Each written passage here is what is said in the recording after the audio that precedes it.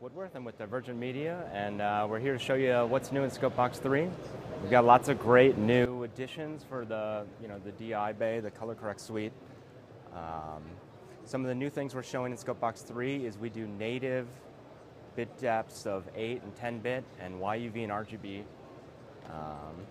We've added a number of gamut scopes to these thing to check for like round tripping from RGB to YUV and back. We've got a histogram, which now has you're able to set custom Rgb transforms, so we can do either a studio or what we're calling the unclamped RGB. So if you've got a YUV source coming in, we'll now do the transform on the fly to RGB and leave you without clamping those values, so you'll be able to see gamut excursions when you're trying to do a round trip from YUV to RGB and back.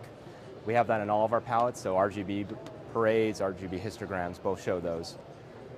We've also added a new gamut tool we're calling the channel plot. This allows you to plot any two channels against each other. So right now we're doing CR and CB. This is going to look a lot like a vector scope, but we can plot post-transform RGB, any of these. So you pop two of these open, and you're able to do a really easy gamut check in RGB color space. So sorry, 1 second here.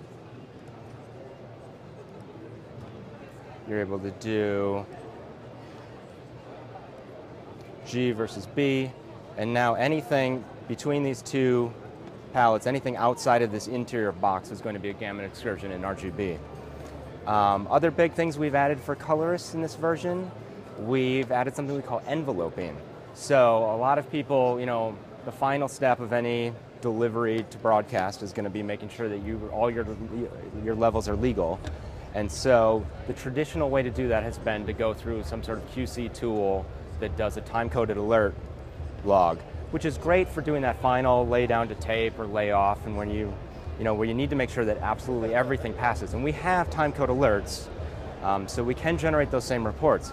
But what we find is even better when you're actually working on trying to get a legal signal is a new addition that we call envelopes. And so what envelopes are going to do is draw bounds around your trace. So this yellow box here on any scope will tell you what the maximum value in that region is.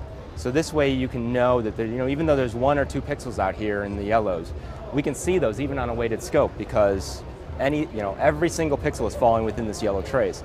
And the nice thing about envelopes is we'll also do peaking. So you can start a section of you can start working on a section, play it down, and check to make sure that wherever this red region is the highest it got the entire time you were playing through until you hit the reset. So you can reset all the palettes and then play through it again.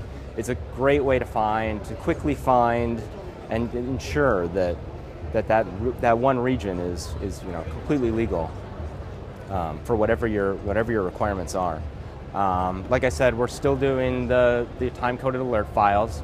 We can generate QuickTime records, so you can actually record a QuickTime movie with those alerts as a Final Cut Pro 7 or X XML. We'll do HTML files and CSV files. And so any of those will have the clip and the chapter markers that line up where all your Luma chroma excursions are. And so it's a great way to do that final check on bounce down for your final layoff. So ScopeBox is a software package. All we sell is the computer application that you load onto your Macintosh. It's $100, and what you're going to need to bring to the table is a Mac computer and a capture device of some kind to get that live signal that comes out of whatever your color package is, going out that HDSDI port, HDMI port, into the second Macintosh that's running ScopeBox. And so you've got a number of options now. We work with all the cards from AJA, Blackmagic, Motu, Matrox. And so, we love all the new Thunderbolt devices on Mac Minis. Right now we've got 2 laptop solutions showing here. One with the Matrox MX02 coming in over PCIe for some of the older Macs. Now they have a Thunderbolt version of that. We've got the Blackmagic Ultra Shuttle. We work with Ultra Studio. We work with all of these Thunderbolt devices from Blackmagic. This is great for getting into an air, making it into a Mac Mini. Third machine we have over here is an AJA IOXT running Thunderbolt into a Mac Mini. This is a great solution for your color correct suite or your edit suite. You're able to pack either the IOXT or one of the Blackmagic devices and the Mini in a single rack U shelf.